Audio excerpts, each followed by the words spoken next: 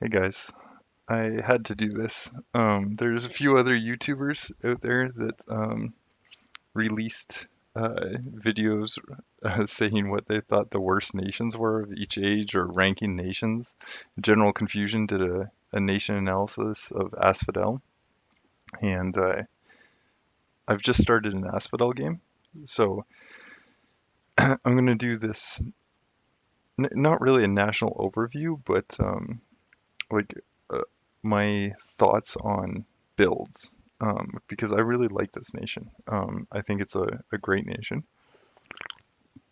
Um, Not because it's strong, it really isn't, but because it's very interesting to play.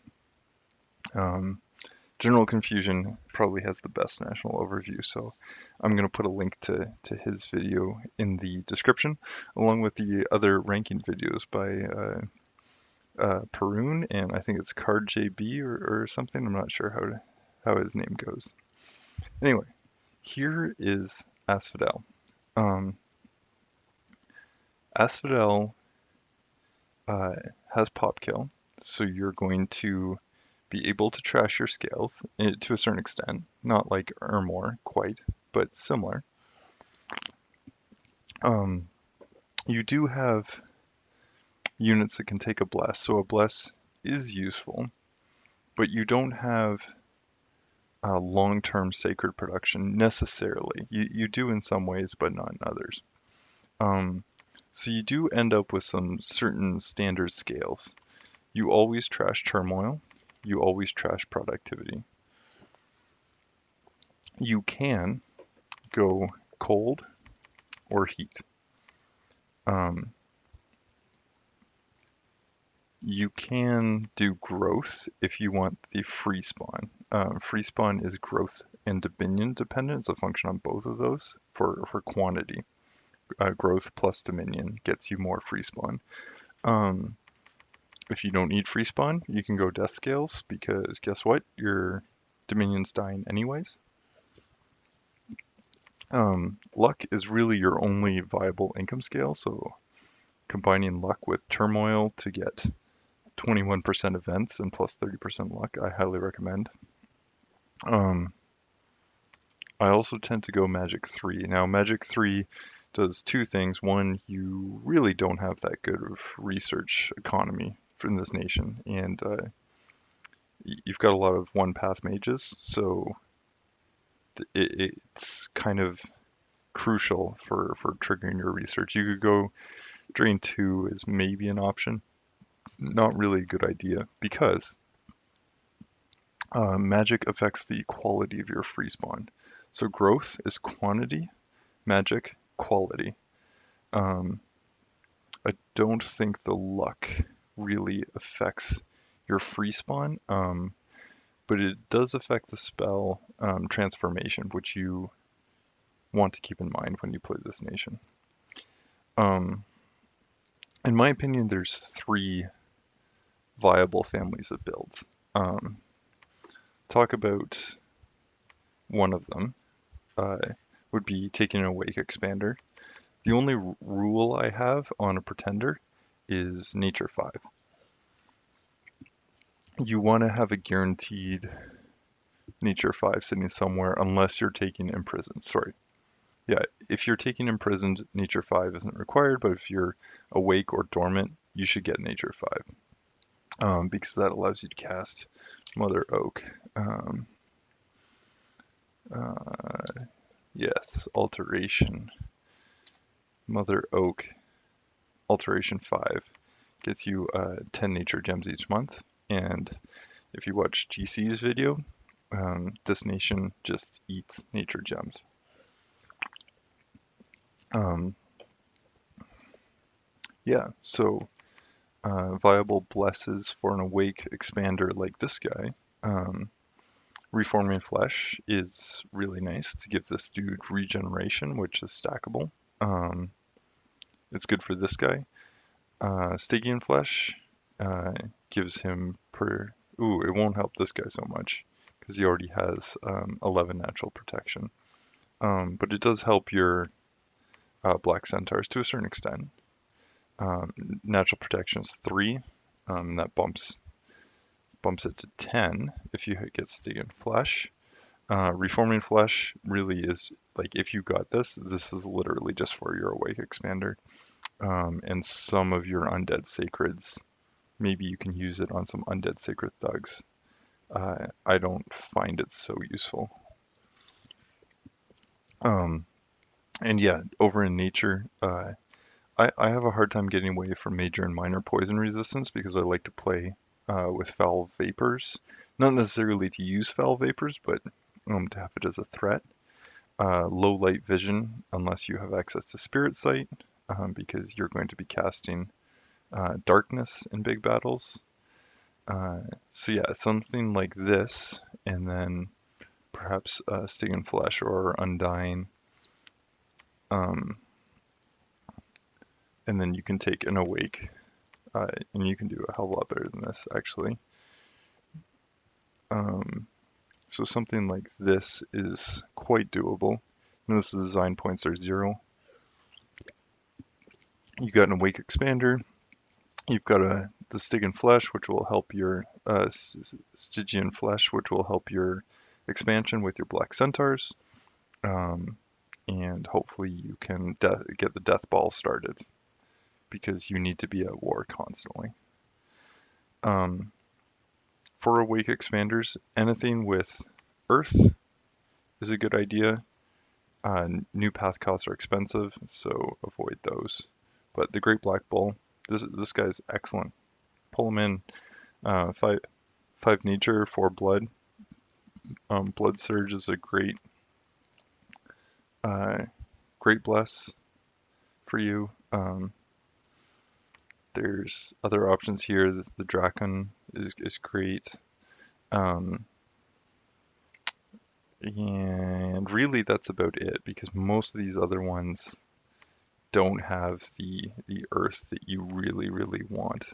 Great White Bull, sorry, nature. Great White Bull is viable as well, although I might lean towards the Black Bull. For Awake Expanders, I would stay away from the Titans. The 2 Titans that get you nice earth are the Great Mother and the Lord of the Wild. I would just say don't consider the Dom 3, Dom 4 Pretender chassis for this nation. You need to go crazy aggressive with an Awake Expander, so that you can enter your first war positively and then continue into your second war without any delay. Or you could consider another strategy. So same scales. These are the perfect Asphadel scales. What if you go Imprisoned Hellbless? So you can do Awake Expander or Imprisoned Hellbless. Now with the Imprisoned Hellbless, you're really going in on your Black Centaurs and path diversity. So you want the Frostfather. Air and water. New paths cost 10. The other one you would consider... no, just joking. There's nothing else you would consider. This guy is the most efficient multipath mage. No, the gray one you could use as well. Yeah, gray one or Frostfather. I'm going to pick on the Frostfather because I like him for the Imprisoned build. With the Imprisoned build, like the Awake build, I tend to go with growth scales because it's nice to get free spawn if you're not going to have your Pretender out and about. And let's look at what you can do with an Imprisoned. Keep in mind you're going to want probably a couple of Black Centaurs per turn with this build. So maybe playing down 5 per turn with 6 Dom is reasonable rather than with the Awake Expander where you'd go 7 Dom because you need your Dominion to be spreading. And then for the actual bless, if you're going imprisoned, there's some things that I think are no-brainer. I would say Blood Surge is a no-brainer because you it really favors the Black Centaur. The Light Lance with the charge bonus on first strike can generally trigger the Blood Surge. Um, oops, let's mouse over that again. And the Blood Surge gives attack, strength, defense, and reinvigoration, which is great on your Black Centaur, just like it is for White Centaur, if anyone plays Pan. Because you can generally, with high defense and high attack and a long weapon, these things are actually going to get a few repels off. So I do tend to favor the Blood Surge. Blood Bond, no, I wouldn't really do that. It can be nice for triggering Berserk and get all of your sacreds going Berserk at once. Um, but I don't really feel like it offers as much value as Blood Surge. Um, for your nature paths, uh, like I've heard people talk about taking recuperation, just used with tarts, but I, in my opinion, this nation has a hard enough time making it through early game and mid game that uh, betting that this is what you're going to need to make your end game work is not really a viable bet. Tarts come at Conjuration. Um, Conjuration 9, Tartarian Gate. You need level 7 Death, and there's nothing in this build that makes me say uh, that's viable. Level 7 Death, that's something more like you would consider going recuperation if you're doing a Wake Expander. So you got strong early game with your Wake Expander, you take 5 nature, you take your recuperation, and you have probably a death 5 on your Carrion Dragon, and you can use that to kickstart your tart economy in the end game. With the Frostfather, the easy thing to take is major, minor poison resistance and low light vision. Um, you could swap out low light vision if you go Spirit Sight, which is strictly better. Spirit Sight is strictly better than low light vision. Um, and then you can pick up Resilient instead. Or actually, I would probably just save those points. Something like this. So Spirit, you need either low light vision or Spirit Sight, in my opinion, just because of the utility for battlefield enchantments.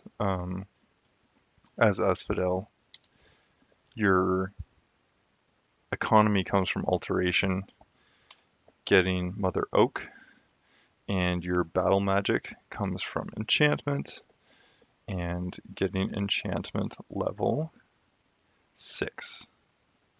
So enchantment level 6 has a few spells. It has Rigor Mortis and it has Relief. So 10 armor negating fatigue damage from Rigor Mortis, armor negating fatigue reduction roll +1 for relief. So you get these two up in just about every battle. Grip of Winter. Grip of Winter requires a fair bit, water 2 booster and a gem. This also causes fatigue, so 2 fatigue spells, a fatigue relief spell. And you have Foul Vapors for 5 armor negating poison damage. So if your opponent has less than poison resistance 10, this gets really interesting.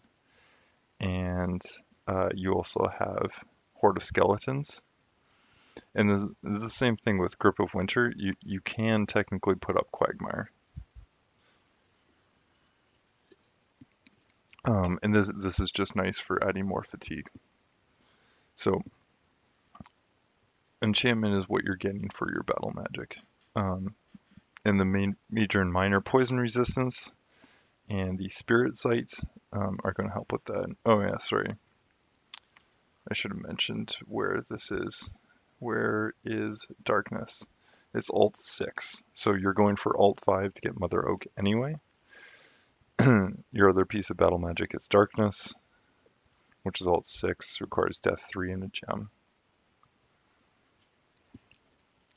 Okay, so what else can you do with your Bless? So you've got some vision, so whether this is low light vision or spirit sight, doesn't matter to me. What are you doing with your other abilities?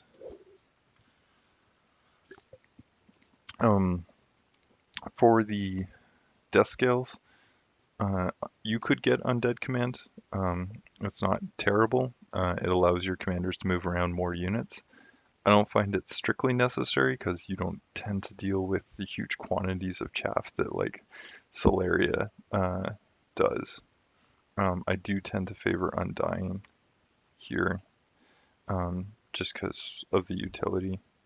Undying's nice for your undead chaff, because if they don't die, then you get to keep them. You can get another like 4 HP effective on your Black Centaurs, which is great because you can cast regeneration and then you don't lose them when they get hit by this.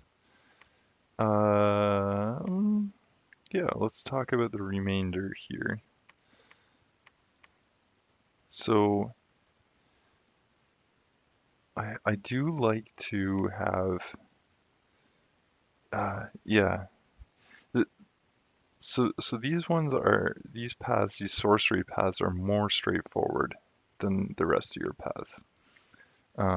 If we keep working backwards, because I like to think backwards, what do you do with your astral in a rainbow mage? You could get magic resistance.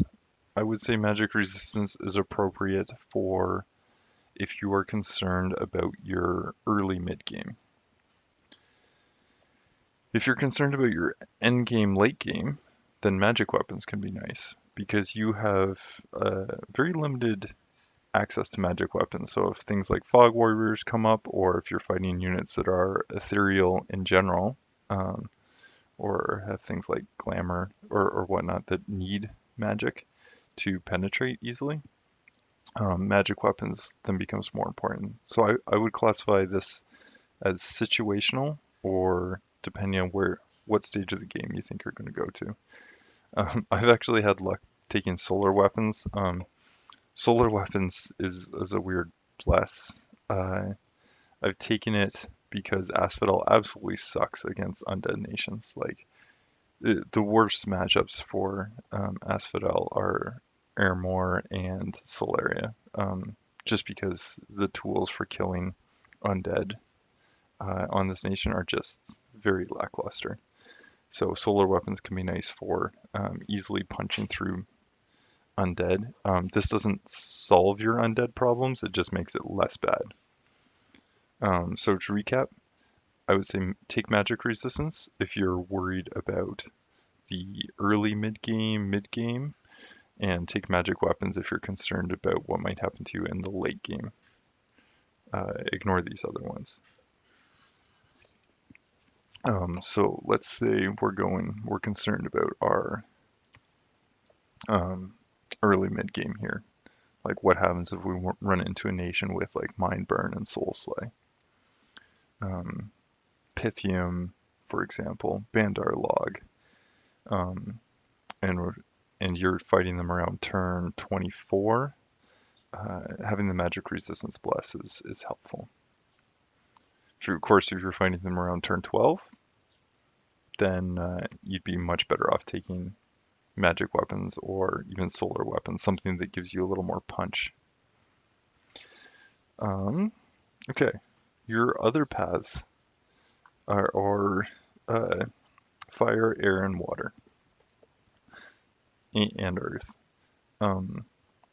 Fire shock resistance requires Earth 5, and I don't normally invest that much into a path. You could go something like this, major magic resistance, and then go fire shock resistance here. That is viable. and then you don't have to spend points here to get those resistances. Um, that's this only comes online turn 36, and it's quite likely if you're going to run up into Fire and Shock. Uh, it's not clear to me that the timing of turn 36 when your Pretender would wake up, whether or not that's actually going to be a good thing. Um, but this is viable, and then it saves you having to get your fire resistance and shock resistance here. So if you didn't take this, you would end up with Strength of Earth, Reinvigoration, maybe 2 times Reinvigoration, and no Strength of Earth. Just a combination of Reinvigoration and Strength. That's where your points would go if you weren't going Fire Shock Resistance. For water, I have 4 here. Water and fire, it's really about how aggressive you want to be and how defensive you want to be. If you want to explode out of the gate, you can take attack and defense and not take your resistances here. Minor fire. This would be minor fire resistance if we didn't already have it from our other bless. What would I do? I could recuperate take this back because I don't need it. Attack skill is really nice with your +2 attack with these guys, just because it helps her repel. Your high defense means they're not going to be getting hit much anyway. I've definitely gone with 2 times defense as a bless by shifting my points around. Basically, if you weren't taking this, you could have your points here, and you can get 2 defense skill, and then you don't take your fire and shock. It's all a possibility. The attack skill helps with your repel. Again, if you want to be greed, you would take 2 times attack skill and take your points from elsewhere.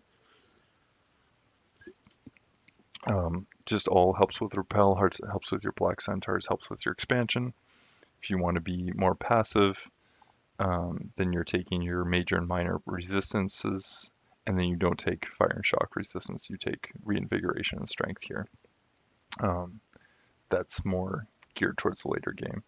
And it's the same thing with air. So the most aggressive thing to take is swiftness, because it increases your movement speed and your defense skill, which is great in your black centaur. It helps the damage on their charge bonus, which helps trigger blood surge. And the defense helps with their defense, obviously, so they don't get hit as much. Generally, you're taking this unless you haven't taken your resistances yet. If you haven't taken your resistances, then you need them here. With this current build, because I have my fire and shock resistance already, I'm just going to take my swiftness and minor shock, probably. I don't really need 5 here. This would go somewhere else. Don't need 5 there. Yeah. This could do with some fiddling. Maybe another point of undying. But this is generally what in Imprisoned kind of Hellbless would do. You're making your centaurs strong enough that they're going to basically expand explosively, not die, and be taking provinces with groups of 5 per turn. When this guy does eventually wake up, he is your ticket to path diversification. You can get your troll kings, you can get your flame spirits, and you don't get your mother oak here, but hopefully you solve that problem in other ways by the time it gets to this point. You can get your Lamia queens. Um, okay, so we've talked about the Awake Expander, we've talked about the Imprisoned Hellbless. Now let's talk about what I am playing in my current game, which I have not tried before. So I've had good luck um, with Awake Expanders, playing Asphodel in multiplayer. I've had better luck actually with the Awake Expanders than I have with the Imprisoned Hellbless because I find it uh, challenging um, in between when this guy actually wakes up and starts diversifying, and like you only get to cast one spell a turn on this dude.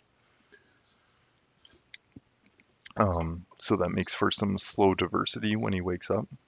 So the transition to like from about turn 24 to about turn 48, so those 2 years are really awkward. Whereas with the Awake Expander, I find the transition a little bit smoother. Um, the Awake Expander is much more front-loaded in the sense that this guy here plays a little more passively than if you're playing like this guy or this guy, where you start very aggressive and then you taper down a little bit around turn 36 and then you come back up later. The build I'm trying right now is an Awake Researcher. Um, let's nuke everything and look at the key spell. The key spell is Mother Oak. It's 10 nature gems per month. This nation gets 6 nature gems passively. The spell that you want to cast to build up your free spawn economy is Carrion Centaur, 18 gems. So your natural gem income plus 10 gems gets you 2 Carrion Centaurs a turn. Each of these guys can awaken 2 mannequins per turn. And then you can also use spells like Carrion Lord. You would never use Carrion Lady, don't cast that spell. Carrion Lord, which can be useful to get your Holy Threes, and Grow Fortress, which is for forests and shallow seas and gets you forts. And it gets you the only kinds of forts that this is worth building because you only get primitive forts and they're 50% more expensive. So uh, growing fortress is really a nice way to go. So if I'm taking a Wake Researcher and I'm researching for Alt 5 to get Mother Oak, how quickly can I do that? And what am I going to do if I'm trying to accomplish that? So what's different from my Imprisoned Hellbless? First off, this guy's awake. Um, let's put points in here, and we can talk about which direction to go. This guy's awake.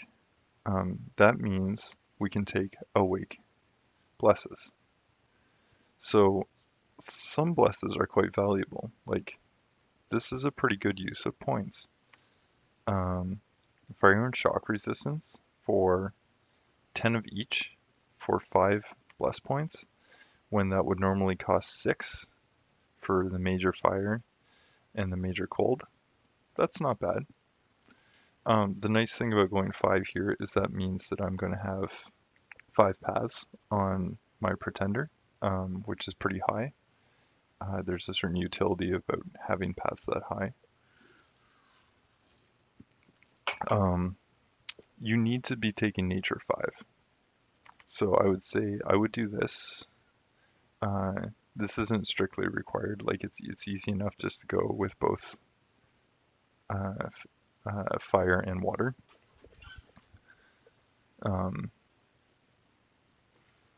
Let's actually adjust my scales here.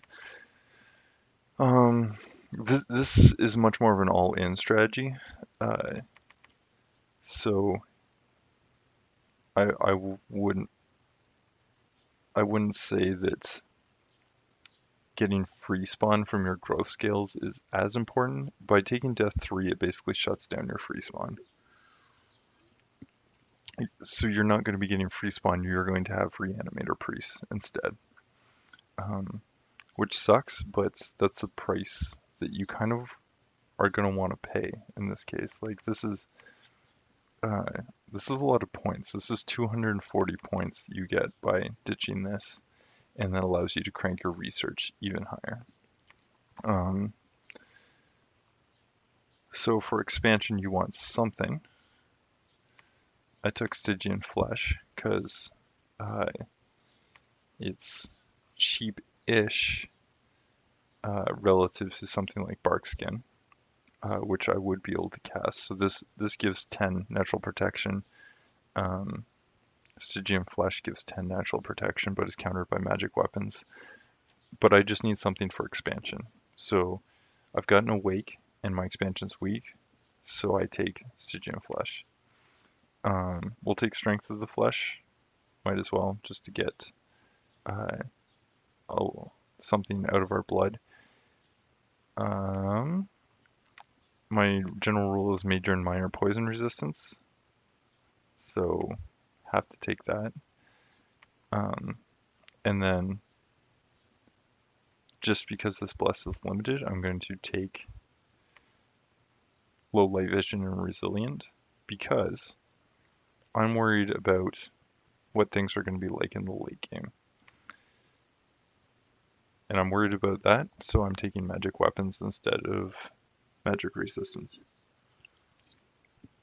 I'm hoping I'll have another way of curing my magic resistance in the late game.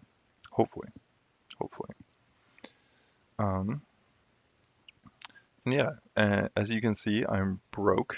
Uh, I was getting all of my paths in sorcery, so I took 3 blood magic, but because I'm not going to be able to afford to take 3 in every path of whatever these are called. These are sorcery, these are, I don't know, natural magics. Um, I'm not going to be able to take full diversity here. So I can still take a bless. In this case, I can take cold resistance or defense skill. I think I took defense and cold. So the sweet thing, and I'm going to load up the pretender I'm using in my current game, and we'll take a look at it, is that I took the crone here. The crone is a trinity, so I get 3 of them. Each of the trinity is affected by the magic scales. The research you get from a unit is a flat rate plus a factor on the number of paths. So by having 3 units instead of 1, I actually start with much more research per turn. You need 1,440 research to hit level 5 in a path. By doing this strategy and being a little timid about my expansion, I should be able to hit Mother Oak and have it up and running by turn 12. You can't do this if Pangea is in the game, so just don't even try it. But if Pangea is not in the game, uh, if you're playing in a game that doesn't have nations like Ermor and Celeria, then you could actually play Asphadel and not have the most terrible time in the world. Okay, to wrap up this video, let's take a look at the pretender I actually made. Sorry, let's have a look at No Scales. No Scales was a very aggressive um, pretender I made for, I think this was a blitz game. 2 times swiftness to just proc my blood surge 100% of the time. Solar weapons, major magic resistance, just a very aggressive build. Scales were hell scales, which is why the bless is so bad. I would be inclined to go the other way with this. Flip this to growth and take a worse bless. Now the pretender I'm actually using is this guy, the one with the password. So I took 4 points of water, and I use that to take frost weapons because, hey, why not? Fire and shock resistance, just because my paths were limited, so I'm not getting full elemental paths. That's what they're called, elemental paths. And then I'm taking 4, 5, 5, 3 for my sorcery paths. And just like I mentioned in the video, it's magic weapons, Stygian flesh, resilient, low light vision, major and minor poison resistance, and strength of the flesh.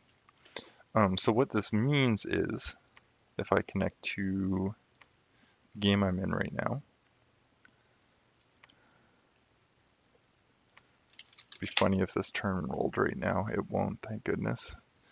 And I look at my cap, I've got 1, 2, 3 Trinity here, and I've got my Nature 5, I've got my Astral 4.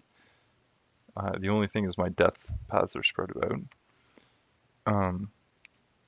Each of these is 26, 26, and 34 research per turn that I've had going since turn 1. So what this means is on turn 7, I have finished Alteration 4. I'm researching 176 per month. I'm going to finish Alt 5 on turn 11, and I'm going to cast Mother Oak and have it up on turn 12. So right around the time that I'd be finishing my expansion, I'm going to have a 10 gem per month global up and running. And because of the nature of the game, which, yes, checking who you're playing against is an important part of the game. I don't have a Pangea, which means that I am the nature powerhouse in the game. The other nations that can put this thing up, like I would expect Uruk to potentially put it up, and I would expect Bandar Log here. Bandar Log can also put up. They can, Uruk and Bandar Log are both nations that can search for earth gems and potentially put up Mother Oak. But both those nations will put it up much later in the game. So I expect to get at least a few turns of income out of this Mother Oak, and maybe people will forget about it and let me keep it for the rest of the game. Anyway, those are my 3 builds for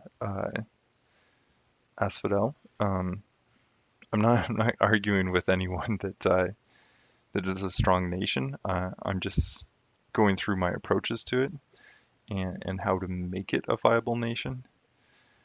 In terms of it being a weak nation, the only thing I would say is don't play them against Ermor, don't play them against Solaria. You do not have the kind of nation that can go up against lots of undead. Even Ashdod, if it's not a Bless Ashdod, but a undead summoning Ashdod, can be a challenge. Oh, Satis is also terrible. Even though you're undead going into their dominion, you think you'd be fine. But in actuality, against Horde of Skeletons, your nation kind of sucks, so don't do it. Anyway, thanks for watching. Catch you next time.